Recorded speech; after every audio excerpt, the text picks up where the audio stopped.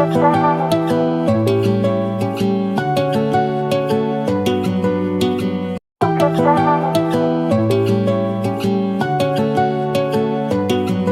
right, welcome this afternoon, this evening for everybody. My name is Greg Goodland. I'm the Public Affairs Officer with the Rio Grande National Forest, and I welcome you to the Forest Specialist Series presentation of wolves tonight. Got two great speakers, both returning from last year and other times, and I think it's going to be a really good night. I'd like to remind folks that we do these, and the intent is to be a little interactive, but we sure want to give you a presentation to start with that might answer some questions that you might have before you ask them. So be a little patient, but certainly if it's really important, please raise your hand and let's get it out there so it could be beneficial to the whole presentation. Again, got great speakers here, and I'd like to introduce my co-host. She's on your screen as San Juan Mountains Association, but her name is Kelly Defy. Kelly's going to go over a little bit of housekeeping for us, and then we'll introduce our guest speakers for today and get this party started. Take it away, Kelly. All right. Well, thanks everybody for coming. Just a few little housekeeping details. We'll ask everybody to stay on mute unless you're asking a question. Let's see what else. You can ask a question either by raising your hand. It's down in the reactions button at the bottom of the screen, or you can put it in the chat by clicking on the little chat button, which is two little dialogue boxes. Let's see what else. Oh, before we start, we do a door prize every month. I picked up this. It's called Mammals of Colorado Field Guide. It's got wolves in it, and other things that you might find, other animals you might find in the area. So if you would like to be in the drawing for that, put your name in the chat. Yes. And Greg has a door prize too. We're gonna give away a Rio Grande National Forest cup, travel mug. So that'll be two. So you'll just put your name in the chat and I'll draw two names and one of you gets the book, one of you gets the mug. And then if you want to be on our newsletter, you can put your email into just me. And you do that by opening up the chat window. And then down where you would, just above where you would type your message, there's a blue everyone rectangle. If you click on the caret that points down, just pick out, I think it's SJM or San Juan Mountains Association. And if you'll click on that, then it'll message just me. And you can put your email in that way so you don't give your email out to everybody that you don't necessarily know and want necessarily to have your emails. So I think that's it, right? We talked about the newsletter. Yeah. So I think it is. I have two things I forgot to say, so I'm going to I'll mention those real quick. And first, the first thing is that our neighbors on the Arapahoe and Roosevelt National Forest and Pawnee Grassland in northern Colorado also do a event like this online, and it'll be next Wednesday. Their last installment for 2024 is next Wednesday. It's called the Community Connections, and I'm going to go ahead and put that in the chat, that link to Community Connections. They're going to be talking about winter sports and ski areas, which would be great. And that reminds me, our next January session will also be on winter, but it'll be about avalanches. And we have third or even third year, I guess, returning presenter Matt Huber from CAIC. So we're looking forward to doing that in January. We haven't put our full schedule out because we haven't finalized it yet, but when we do, we'll get it out there for you. And finally, the discussion here today is about wolves, and I really want to stress this. We're not here to talk about whether or not wolves should be in Colorado. I'd like to remind folks that that's something that was already taken care of, decided by the voters of the state of Colorado. This is an informational session. We want to learn about wolves. I've been in the woods all my life, and I really know nothing about wolves, and our two presenters here are going to help us learn. So thank you and welcome. And I guess since I got the floor, Kelly, I'll introduce Jason Remshardt, the Wildlife and Fisheries Program Manager for the Rio Grande National Forest, will be our first speaker. And he's brought along Jamin Grigg from Colorado Parks and Wildlife, I believe terrestrial biologist, Jamin. I hope I got that right. Yeah. Yep. That's perfect. Awesome. And yeah, I'll let you two take it away. Thanks for coming, guys, and we appreciate everybody being on. All right. Thank you, Greg and Kelly. I will share my screen here. Let me know when you can see that. Looks great. Okay. Yeah, like as Greg said, so I'm lucky if for folks that were on this series talk last year, we did the similar version last November when this wolf program first got started. And so was lucky enough, and Jamin from Colorado Parks and Wildlife agreed to come and help me present on this topic. And so, lucky enough to have him back this year. We wanted to do an update, give folks an update on the progress of the program, talk about its impacts on the forests because that's where I work, and answer as many questions as we can. And so, I've just got a couple slides that I wanted to go over, and then I'll pass it over to Jamin. Um, so specifically for the forest, at least in the federal government system, you know, folks that remember, so the gray wolf in Colorado um, has what we call a experimental non-essential population designation.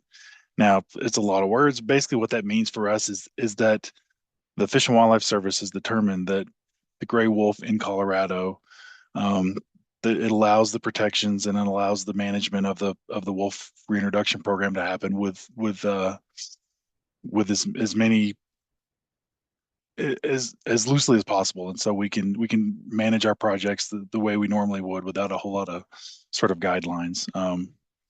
So it basically allows us to manage most of the projects that we do on the forest as we would any other project. So and I do have a little bit of stuff on. I know Jamin's going to go over sort of wolf biology quite a bit, but I wanted to. I had this comparison between wolves and coyotes here, and I was able to find this YouTube video that had a really good demonstration of the size of the two. And I thought I'd throw this up there first. Um, can you guys see that? Okay, Yeah, we can. so it's just a comparison. It's pretty good. So it shows wolves and coyotes on the same location on this trail, and this comes from um, a camera trap where they had. This is pretty interesting because you can see the difference in the sizes. So we were talking about coyotes that are anywhere between a foot and a half tall to wolves which are 2.5 feet tall, and so it's pretty interesting to see them side by side, sort of overlapped on this video. Um, it's a really good demonstration of the sort of the comparison of the two sizes. And so that was the gist of what I wanted to provide on the size of the wolves, and then I wanted to yeah, allow most of this time for Jamin to do his presentation. So I'll stop my presentation and pass it over to him. Thanks, Jason. Appreciate that. Yeah, good intro. Let me see if I can share my screen here. And then we'll get started. Is that in presentation mode? Yep. Okay, perfect. Well, yeah, thank you all so much for being here tonight and joining us. I'm excited to be back. This is a follow up to, as Greg said, a follow up to a presentation we gave last year as the wolf reintroductions were beginning and were kind of underway, I guess. And so we talked a lot about the process that led up to gray wolf reintroductions last year, and this is kind of a follow up to that to talk about where we are currently with gray wolves in Colorado and how the reintroductions are going and how populations are beginning to establish and and really want to talk about what to expect from wolves in Colorado moving forward. So, what do we expect as far as wolf populations in Colorado long term? What impacts do we expect to natural resources and habitats and other wildlife populations, deer and elk and other species? So we'll go over some of that stuff and just have a general conversation about where we are and where we're headed with gray wolves in Colorado. So, oh, and just to introduce myself again, as Greg said, I'm Jamin Grigg. I'm the senior wildlife biologist for Colorado Parks and Wildlife's Southwest region, based out of the region office in Durango. But the Southwest region covers the Durango area, Montrose, Gunnison, and the San Luis Valley. So it would include the Rio Grande National Forest area. Our CPW office there in the valley, as many of you know, is in Monte Vista. Um, so, uh, so the Southwest region of CPW covers kind of this whole southwest corner of the state. Um, Before I begin, I just want to credit our Gray Wolf recovery team. The reason I am giving this presentation and not them is because they are currently busy getting everything ready logistically to head up to British Columbia here in a couple weeks, basically right after Christmas, right around the first of the year. They are going to be heading up to British Columbia to begin the second round of reintroductions, wolf reintroductions into Colorado. They're going to be up there capturing and bringing back 15 adult wolves for the second round of reintroductions, and we'll talk about that. But anyway, Eric Odell is our Wolf Conservation Program Manager. Dr. Brenna Cassidy is our Wolf Monitoring Coordinator. Dr. Ellen Brandell is our Wolf Research Scientist, our lead researcher related to wolves. And these are kind of the three who are leading our wolf reintroduction and management program. And I stole a lot of these slides from them, so I want to credit them for this presentation. So how did we get here? First of all, we covered a lot of this last year during the presentation, so I'll just skim through this real briefly, but just to give a brief background on how we got here. As you all know, at this point in 2020, voters approved Proposition 114 by a 51 to 49% margin, so a razor thin margin, but really the only thing that matters is that it passed. It only had to pass with a simple majority, and it did that.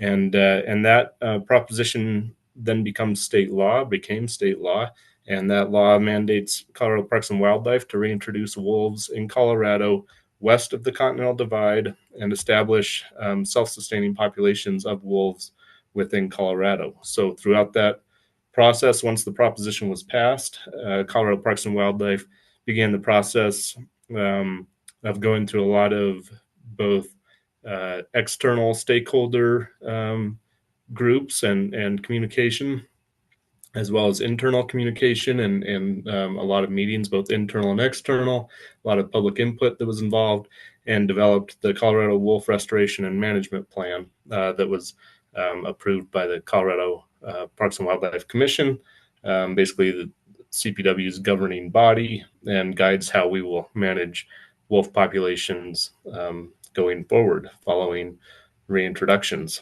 So then beginning last December, December of 2023, as basically the start of the wolf reintroduction process, Colorado Parks and Wildlife and our reintroduction team, our wolf restoration team, went up to Oregon. We developed an agreement with Oregon to go up there and catch 10 wolves and bring them back and begin reintroductions. So that occurred last December with the reintroduction of 10 wolves from Oregon into the Grand and Summit County areas north of I-70. So last December, all 10 of those wolves were reintroduced north of I-70, mostly up around Granby and Hot Sulphur, that area, for those of you who know that country. And then they've kind of dispersed all over the northern part of the state since then, especially the northwest part of the state since then. But north of I-70, we have had actually one of those wolves that has crossed I-70, and it's currently south of I-70. The others remain north of I-70. 6 of the 10 are still alive and on the landscape.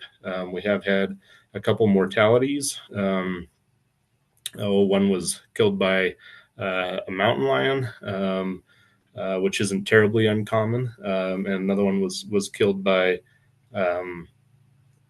was killed by another wolf. And then we had a breeding pair with some pups that we've actually had to move into captivity due to some livestock depredations that were occurring. And those will be reintroduced actually south of I-70 this upcoming winter and put back onto the landscape.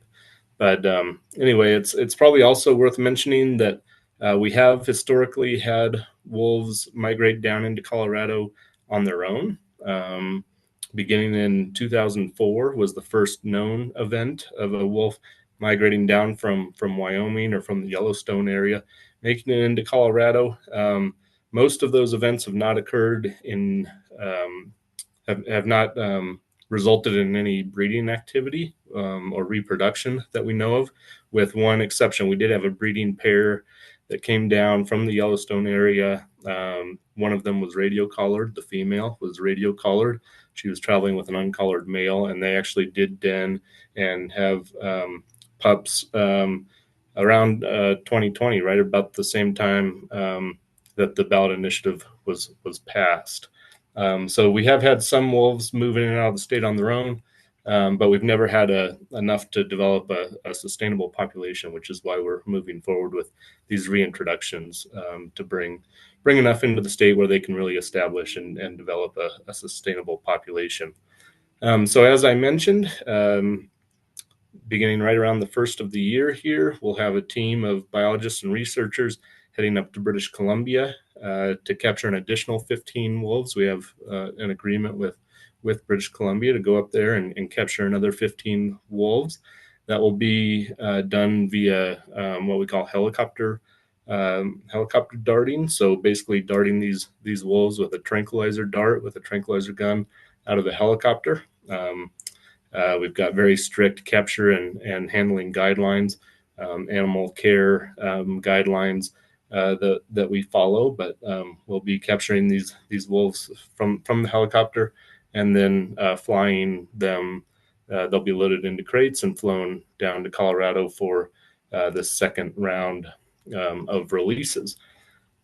Jason already covered really well some of the protection status for gray wolves federally and in the state, so I won't touch on that too much. But as Jason mentioned, wolves are federally endangered and state endangered here in Colorado. As he mentioned, we do have a 10J or a non-essential, what's called a non-essential experimental designation for wolves, which gives us as the state agency a little bit more management authority over them. But they are currently federally endangered and state endangered, so that's their current status. Obviously, they're a large canine, the largest canine in the world. And speaking of that, wolves historically occurred all across the planet, especially the northern hemisphere, and really currently they only occupy a very small percentage of the territory that they occupied historically. But it's important to note there are wolves all across the world, different species of wolves, and again, mostly in the northern hemisphere, but we see them in North America, Asia, Europe, places like Saudi Arabia, Northern Africa, where they historically would have existed. And so these are animals that we kind of term adaptable generalists. They're very similar to coyotes in the fact that they can exist almost anywhere where they're not overly hunted by humans, killed off by humans, and where there's some sort of a prey base that exists. So they really are very adaptable. They can feed on a lot of different things. They can tolerate high levels of human presence as long as they're not being actively killed or extirpated. But there are a number of different varieties of wolves that exist all across the landscape or all across the world, and they're very adaptable and do very well. As far as physical attributes and size, Jason covered some of this as well. But these are very large animals, very large canines. They can be up to 5 feet long. An adult male will generally weigh 90 to 110 pounds. Adult female is slightly smaller, about 80 to 90 pounds, but still a very large dog. Their head and their feet are huge, and that's I've seen a number of wolves at this point, mostly in other states prior to their reintroduction into Colorado, but mostly up in the northern Rockies. But the first thing that I always notice about them is their heads are huge, like the size of a basketball, and their feet are huge, and thus they have huge tracks that are, nearly the size of a human hand. Just a very large, very noticeable track. Very large animal, big teeth, obviously, very strong jaws. And here's just this just gives a similar to some of what Jason presented, just gives a comparison of wolf size relative to other species. So you can see how they would stand next to a human, and how they compare to a mountain lion. So this is a very large animal, standing even larger than a lion. And you can see a pretty good comparison there, as Jason showed, of just how much larger these are than coyotes. And my experience with wolves and coyotes is that if there's any doubt about what you're looking at, it's a coyote. Because when you see a wolf for the first time, and every time after that, it's just amazing how big they are. And when you see one, there's really no doubt about what it is. It's like, wow, that is definitely a wolf. So if you're not sure what you're looking at, it's likely a coyote in my experience. A little bit more on physical attributes of wolves. One thing is their color. So despite being named gray wolves, this would be kind of similar to black bears, which can be many different colors. Wolves are the same way. They can be everything from white to black, and pretty much everything in between, gray, brown. As they get older, they'll get even silvery around the face. And so they can be a lot of different colors. Sometimes they look very similar in color to coyotes. Other times they'll be much lighter or much darker. So very general in terms of their colors. Very similar to a black bear, really, in that sense. If we want to talk a little bit about the life cycle of wolves, we are heading into the breeding season here in a couple months. The breeding season generally overlaps the month of February, give or take a week on either side. And at that point, the breeding female of the pack will come into heat. She'll be bred, and then you have about a 2-month gestation period. Pups will be born generally in April. And then those pups will stay in the den. So between breeding and the pups being born during that gestation period, the female, the pregnant female, and the pack will dig out a den. So they'll generally dig out a den under a fallen tree, or oftentimes under the roots of a tree, into a hillside, maybe under some rocks. They'll dig out a den area. That female will go into the den, give birth to those pups. Generally, that's going to be 4 or 5, 6 pups, something like that. Those pups will stay in the den for about a 3-week period before they begin to slowly emerge over time. And then by late June, the pups are getting weaned off of the milk. They're beginning to eat meat that the pack brings back to them. They're beginning to explore a little bit more, come out of the den, and explore their surroundings a little bit more. And then July, August, the pups will get moved around to what we call rendezvous sites. So they're starting to get moved around the landscape. Oftentimes those will be closer to kill areas. They'll start to visit the kills that the adults are feeding on. And then, by late September, mid-October, the pups are pretty much traveling with the pack at that point, and have basically become a part of the pack. At that point, through their first winter, they'll learn to hunt from the adults, and then they'll head into their second year. And then generally by somewhere between 1 to 3 years of age, pups will generally disperse from the pack.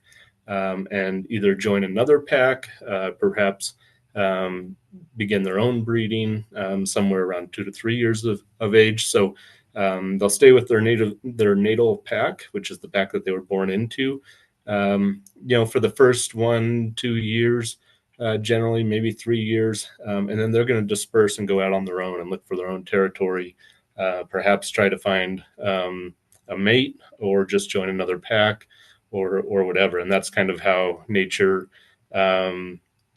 spreads around genetics and creates these healthy populations across the landscape. The life cycle, or excuse me, the lifespan of wolves, I think people are oftentimes surprised to learn they really generally don't live long lives. Average lifespan of a wild wolf is only about 5 years. There's a number of reasons for this. They just live very hard lives, having to kill your own prey, which is almost always or generally much larger than you. There's a high probability of getting hurt while you're hunting. Obviously, humans will kill wolves and can hunt wolves. We mentioned injuries. Wolves will sometimes get kicked out of packs and have to be out on their own and forced to hunt on their own. And then we see disease in wild wolves in the form of sarcoptic mange and distemper in the pups. So oftentimes not real long-lived animals, um, uh, which surprises some folks. But and then from there, talk a little bit about the social behavior of wolves. Wolves are obviously well known for being very social, very you could say almost family oriented. These groups that they form, what we call the pack. And those packs can range in size from say 4 to 6 wolves, upwards of 6 to 10 wolves, and there's a number of reasons why wolves form packs. There's territory defense, so they're very territorial. These packs are with each other, and the pack will protect the individual wolves from other wolves. A larger group allows you to rear pups and allows you to have animals that are out hunting for you while you're rearing pups if you're the breeding female. And then if you become sick or injured, it increases your survival if you're in a pack situation where the others can kind of take care of you. As far as prey base goes, or what these packs will be hunting, a smaller group of say 4 to 6 wolves is largely going to focus on smaller prey, maybe deer, smaller rodents, rabbits. We'll talk a little bit about how they'll hunt beavers and marmots, other smaller animals, whereas a larger group of wolves, a larger pack, is largely going to be focusing on things like elk and bison in places like Yellowstone, but obviously that's more of a Northern Rockies situation. So in Colorado, we're really expecting them to focus on deer and elk and moose primarily, along with some smaller mammals. So within the pack, you'll have a breeding pair. This has historically often been referred to as the alpha pair. We've really started to move away from that term because alpha implies a certain personality that really oftentimes isn't the case with wolves. It's really just a breeding pair that's selected amongst the group. And that breeding pair actually can change within the pack from year to year, especially with the female. So it's not something that's set every year. It's not uncommon to see a female in the pack breed 1 year, and then the next year, or the following year after that, a different female will be the breeder. So it can change. And then the pack is also going to consist of last year's young, the pups that they've raised, as well as unrelated adults that have joined the pack over time. Wolves are somewhat matriarchal in terms of their society and kind of how they behave. A lot of that is really determined by the behavior of the breeding female, and she tends to be kind of the leader of the pack, so to speak. And then the older non-breeding wolves really tend to be the hunters and the teachers. They're the ones who are teaching the pups how to hunt, and how to survive and how to form their own packs. We talked a little bit about diet and predation.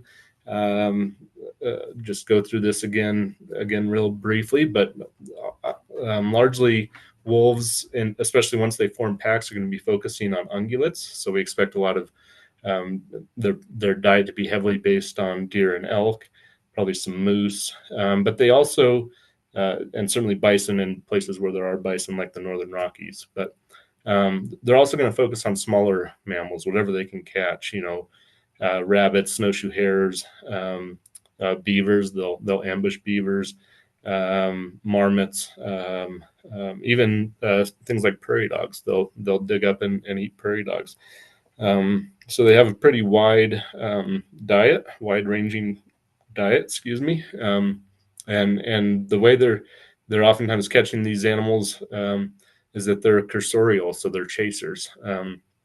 They're built to run. They'll try to pick out the weakest, whether that's old animals, injured animals, if they can find a weaker animal. Sometimes they'll run an animal into deep snow where a deer and elk might get stuck in the deep snow, and the wolf has the advantage at that point. They'll run an animal uphill, tire it out from running it uphill. That gives them an advantage. So they're going to use the terrain and the snow and the landscape to the best of their ability. And we'll watch a video shortly about how they do that a little bit. But this is obviously a very dangerous situation in terms of their hunting, and it can lead to a lot of injuries and sometimes even occasionally death. So this is a video. Whoops, that didn't work. Just a second. This is a video from northern Yellowstone, from I believe the Lamar Valley area, of some wolves, what we call testing a group of elk. So they'll find a group of elk like this. They'll again, what we call test them or run at them, just basically directly run at them. And they're testing these animals. They're looking for a weak animal, an old animal, an animal that they can separate from the group and run into deep snow. And they'll test these groups and test these animals until they find one that they can chase down and get a hold of and kill. So that's kind of a typical video there of how they hunt and how they kill their prey. Talk a little bit about competition with other predator species. Wolves are very dominant to coyotes, so they'll directly kill coyotes. They'll displace them out of territories. So they are very, very dominant to coyotes, and coyotes will actively try to avoid areas where wolves are present. Competition with mountain lions can go either way. A pack of wolves is generally dominant to mountain lions. But as we talked about earlier, lions will also kill wolves, especially lone wolves. So if you have a lone wolf that's out by himself, that might be a situation where a lion is dominant to that lone wolf and can actually kill that wolf. Whereas a pack of wolves, which is another reason to form a pack, is going to be dominant to a lion and could even potentially kill a lion or certainly run it off of a kill. Bears, grizzly bears in particular, which obviously isn't an issue in Colorado, but bears tend to be dominant to wolves. They will certainly steal kills from wolves and tend to be the top predator in the system, especially in systems where you have grizzly bears. That's a little bit less true here in Colorado where we only have black bears, but still generally holds true. And this is just a photo of a wolf running a coyote off of a kill and the coyote trying to get away before it gets killed, essentially. I'm going to speed up through a little bit of this because we're running just a little bit long, but I just wanted to talk a little bit about the intersection between research and conservation and management. So how we're going to be managing and studying these animals long term. And so we're going to be doing our own research and monitoring here in Colorado, but then obviously learning from a lot of research and monitoring and experiences that have happened elsewhere throughout the country and in other states. And all of this is used to form what we call the best available science, or what we consider to be the best available science to help guide decision-making processes. So that's really what we're shooting for. And then obviously there's a lot of cultural and social and political pressures, as well as economics and other pressures that are influencing all of this.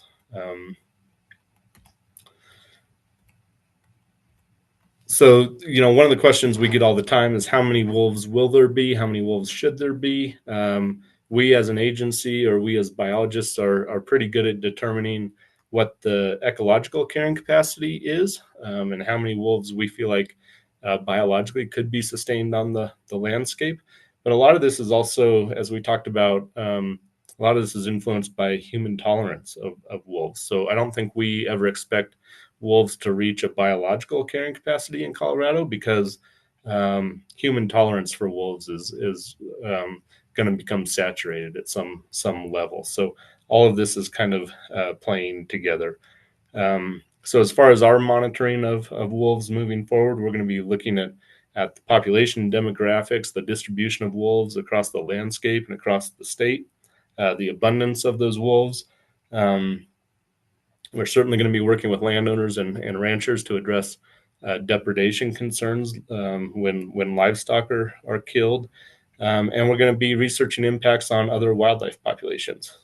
So, for example, we're going to be evaluating impacts on elk herds and deer herds across the state, as well as what impacts those have on habitat and natural resources across the state. So I talked a little bit about our monitoring goals in general. Our job, once the proposition was passed, is to manage for a sustainable wolf population. So we will certainly do that. We're going to be monitoring, wolf abundance and survival and reproduction across the landscape, as well as causes of mortality of wolves, and watching those wolves and monitoring wolves as they develop territories across the state. And then again, working with landowners to address conflicts with livestock or whatever when they occur. So we're certainly interested. We're going to have a number of research projects going on. We're certainly interested in what prey wolves are selecting. A lot of this has been done in other states. We can learn a lot from that, but we'd like to know some of this specific to Colorado as well. So we're interested in what wolves are killing and eating, and how often, and where that's occurring. Is it different in different habitats, different parts of the state? We're curious about what impacts wolves are having on other predator species and on domestic livestock operations. When wolves are in an area where domestic livestock are present, they can have impacts on things like weight gain and pregnancy rates and other factors. So we're interested in all of that. And then I just wanted to also mention, wolves are only one of a number of different species, obviously, across the state that we monitor and that we have research projects going on for. And all of these kind of work together. So, really we're focused on ecosystem management as much as single species management. So we have researchers working on elk, moose, mule deer, mountain lions, bobcats, lynx, and snowshoe hares. And those are just a few examples. There's some others as well. And all of that is working in combination with the wolf monitoring and the wolf research, really to manage for healthy ecosystems, healthy landscapes, and healthy wildlife populations as a whole across the state. And then just lastly, I wanted to real briefly mention that we're also, many of you may be familiar or have heard rumors, we're also in the process of developing a wolverine reintroduction plan. So that may be the next carnivore species that has been historically eliminated from the state, or what we call extirpated from the state, that we would like to bring back into the state at some point. So you may hear more about that, but we may we've hired a wolverine researcher. His name is Bob Inman. He has a lot of experience with wolverines in places like Canada and Alaska. We've hired him, and he's developing a wolverine reintroduction plan that will ultimately go in front of the Parks and Wildlife Commission, and so likely within the next couple of years, we're going to be developing a plan to reintroduce wolverines and bring them back into Colorado. We have a lot of really good wolverine habitat in Colorado. They were extirpated about a similar time frame as wolves, roughly 100 years ago, and we would like to see them back in Colorado. So more to come on that. And then if you would like more info, I would just encourage anyone who's interested to visit our website, cpw.state.co.us. And from there, you can click on our gray wolf links and get a lot of really good information on gray wolf biology as well as the reintroductions there at our website. And so with that, I will, I'd be happy to address any questions, or Jason and myself can help tackle any questions that anybody might have. That's awesome, Jamin. Thank you so much, man. It's just the pictures are awesome for me. So, you know what? Patty was bold enough to put something in the chat right away. So let's take a look at that one right away. Her first question was, how do you determine which wolves to collar, and will all the imported ones from BC be collared? Yeah, great question. All of the wolves that we are reintroducing will be collared. They all will be fitted with GPS radio collars that we can track. So throughout the course of the reintroductions, we're likely over several years likely going to be bringing in somewhere in the neighborhood of maybe 50 wolves total over several years. So this is year number 2. All of the wolves that we bring in will be radio collared. Now, moving forward, as those wolves form packs and breed and disperse and have pups of their own, we don't know yet how frequently we'll be radio collaring wolves that establish here as we move forward. But all of the wolves that come in are radio collared, and then likely it'll be some percentage of them, as they establish across the state in the future. Was there a second part of that question? I forget. Yeah, sure enough. I'll read it for you. And she just also wanted to know will the Canadian wolves be introduced south of I-70? Yes. Last year, all 10 of the wolves were reintroduced north of I-70, up around Granby and Hot Sulphur Springs, kind of the middle park area for those who know that country. One of those wolves, as I mentioned, has traveled south of I-70 and is currently south of I-70. It hasn't made it very far south of I-70. It's still north of us, but it is south of I-70. Of the 15 that we're bringing in this year, I expect about half of them to go north of I-70 or be transplanted north of I-70, and about half of those wolves will be transplanted south of I-70. Probably not very far south of I-70.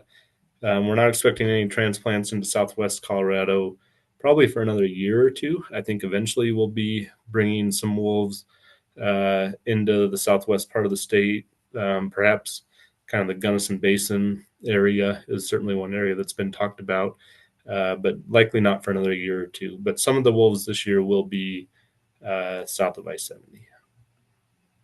So then at that point, wolves don't necessarily stay where you put them, right? They're going to disperse and they're going to check out their country, their new habitat, and so it's certainly possible that they could make it into the San Luis Valley or the Rio Grande National Forest area, potentially pretty quickly. We really don't know. It's to be determined, but it's not uncommon at all for a wolf to travel significant distances.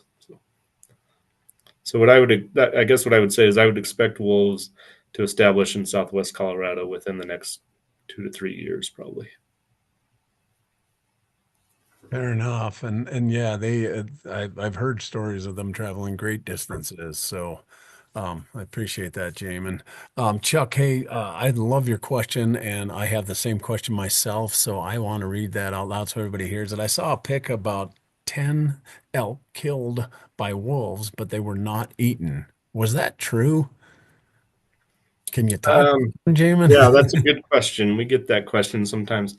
That's a very uncommon situation. That it's not impossible, and it's not completely unheard of.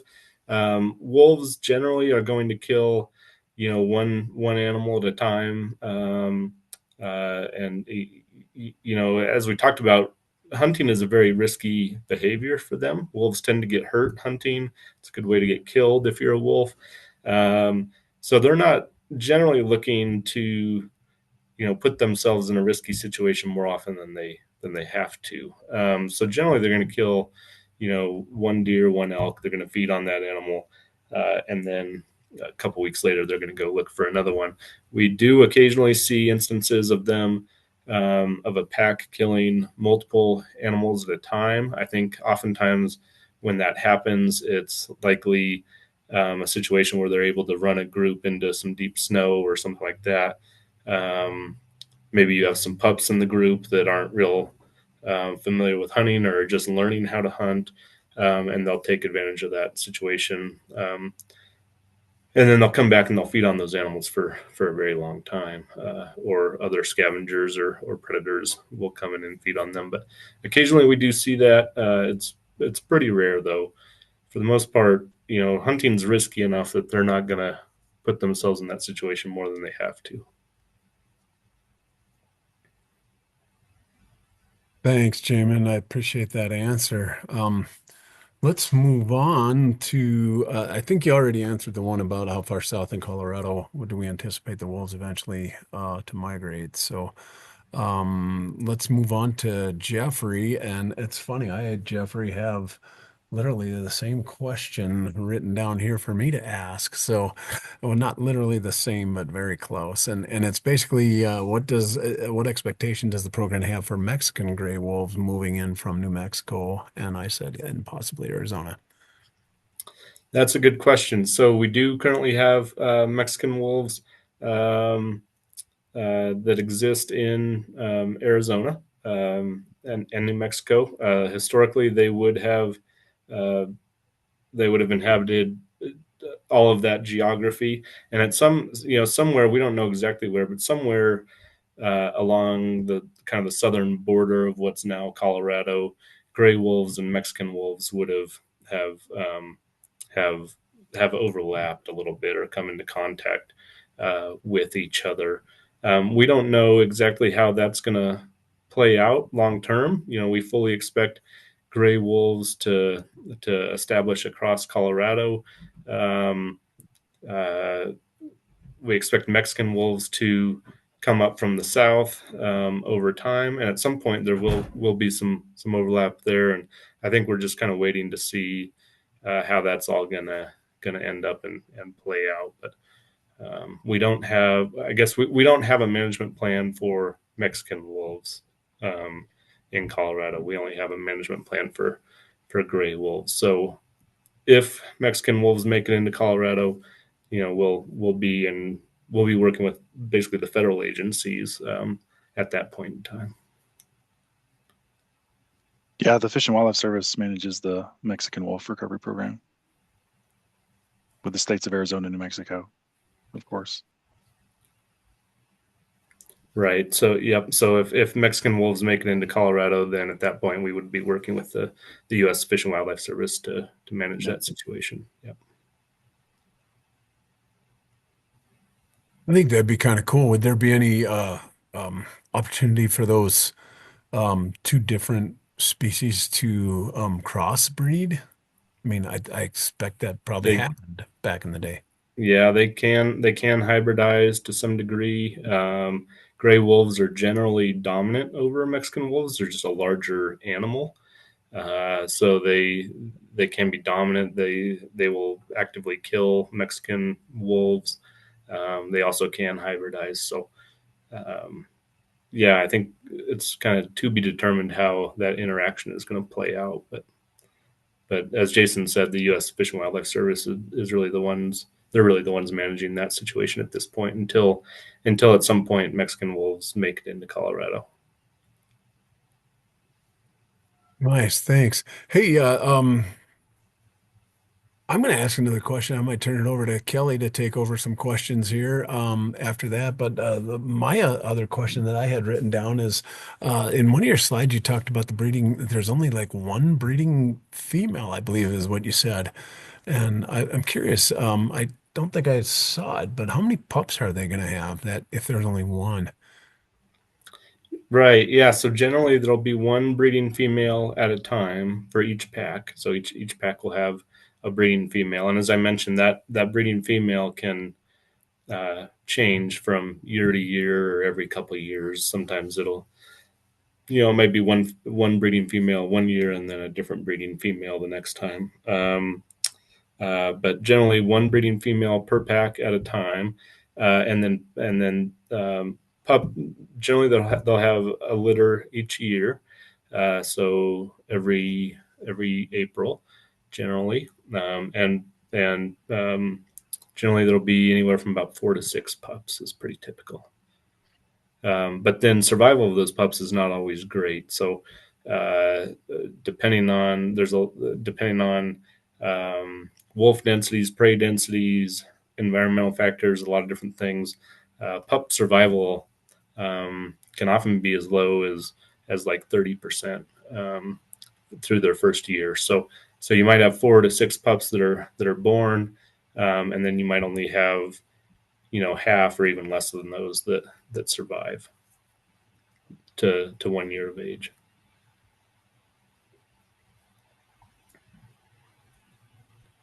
That I think that kind of surprises me too.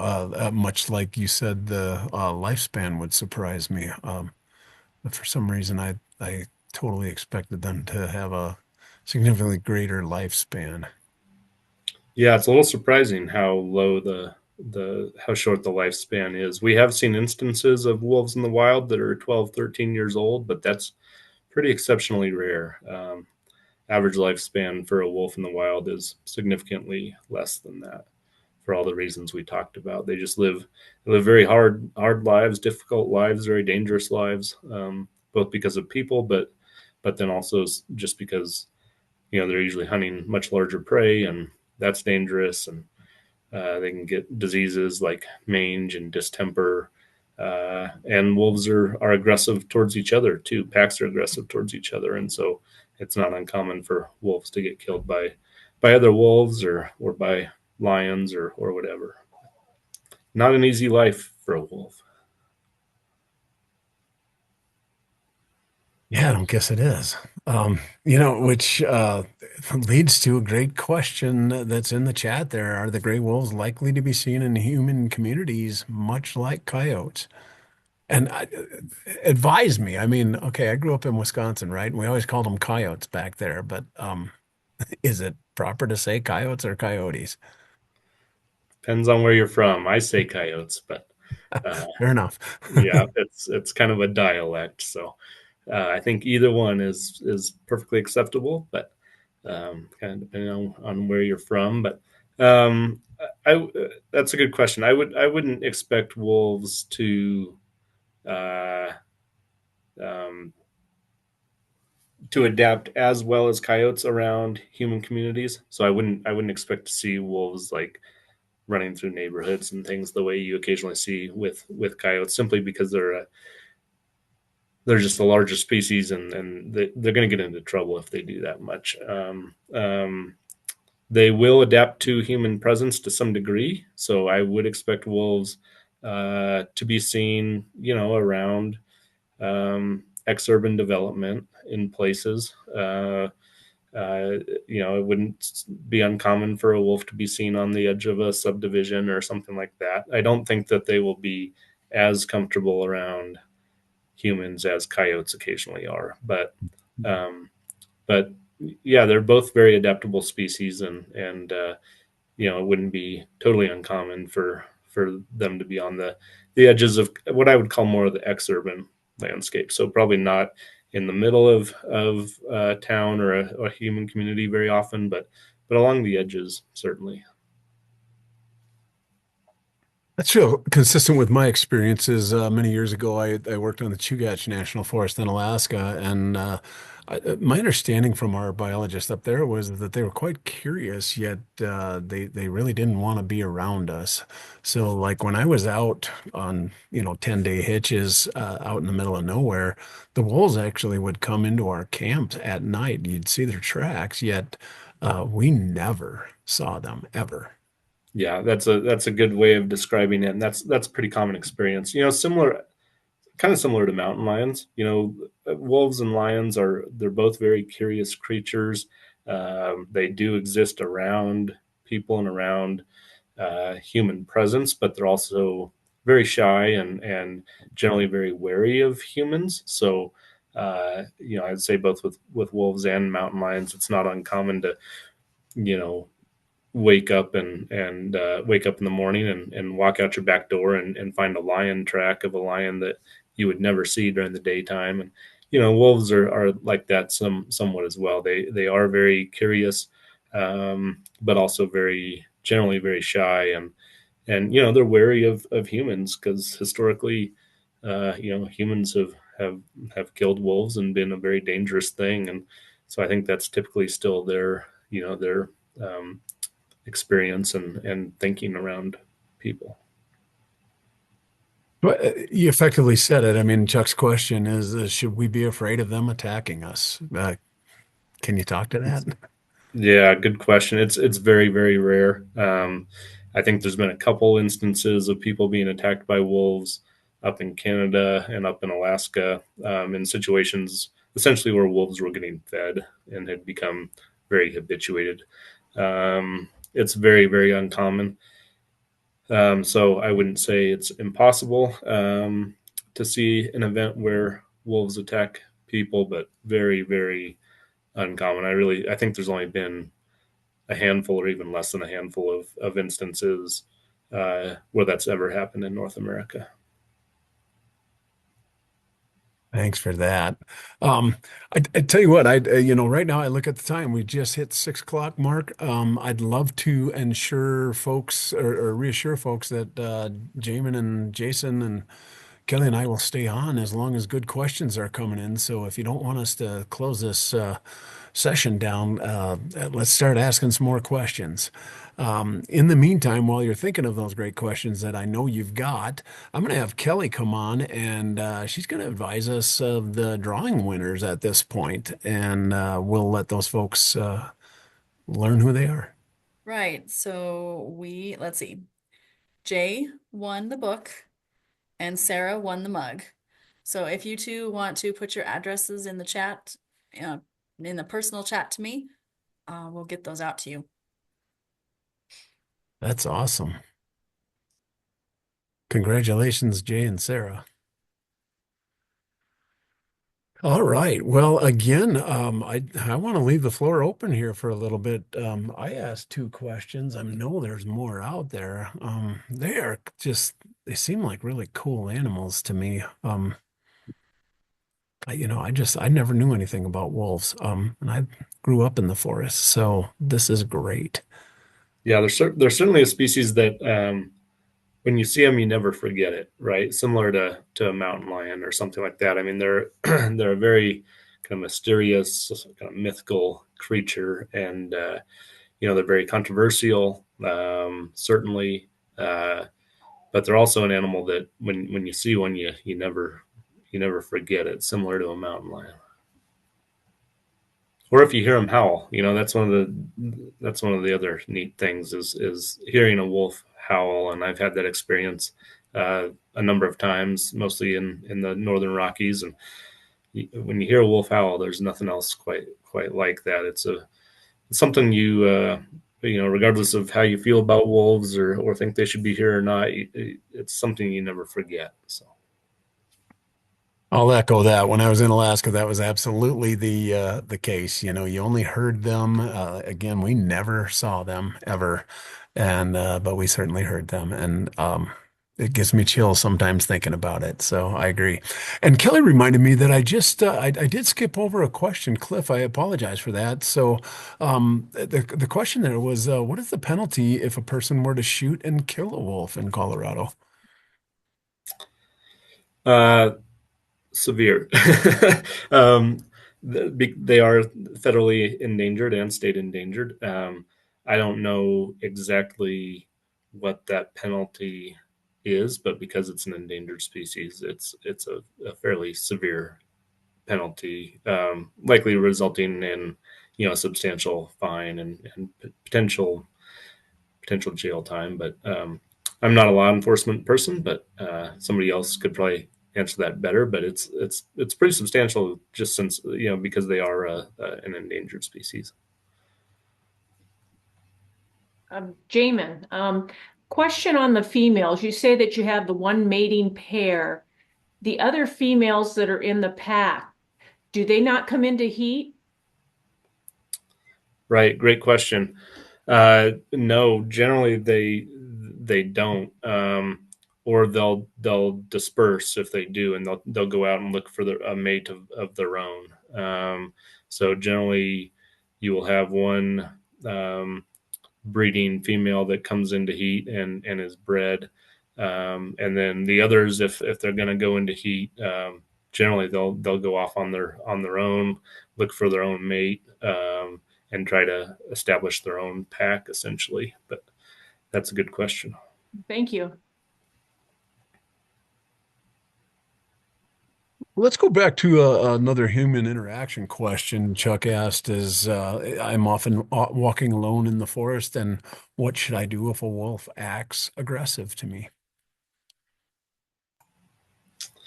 Similar to any other predator species that is acting aggressive, whether it's bears or lions. I think you generally want to act large and loud.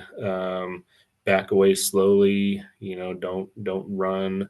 But just be vocal and loud and back away. And I think that's true of most predator species. If you encountered an animal that was aggressive at all, um, my experience, not directly, but my general experience with predators that are acting aggressive is oftentimes they're protecting a kill site or something like that, or they're protecting young. They have young animals that are hidden nearby.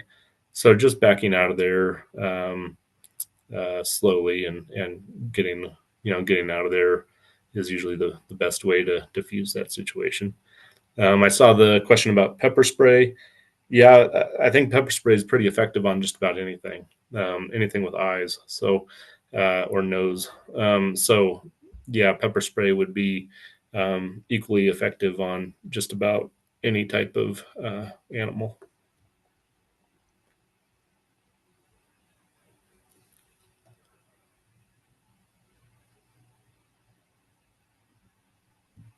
And I apologize. I just looked up the Living with Wolves website on CPW's web pages there, and I put that in the chat, and yeah, it seemed to cut off my typing there, so I apologize for that. But that's Living with Wolves.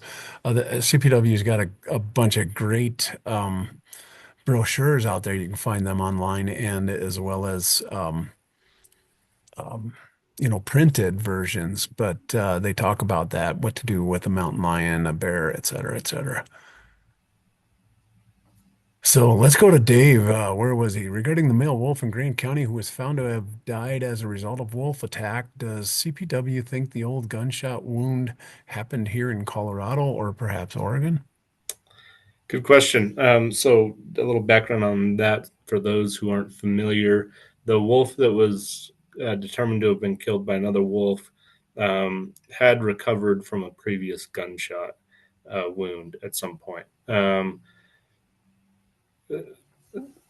I have a very limited amount of information that I know regarding that incident. I don't think we know when that wolf was shot. I don't think we know if it was in Oregon or if it was after it was reintroduced into Colorado, or I don't have that information, but we do know that the wolf had been uh, previously shot and had recovered from that injury.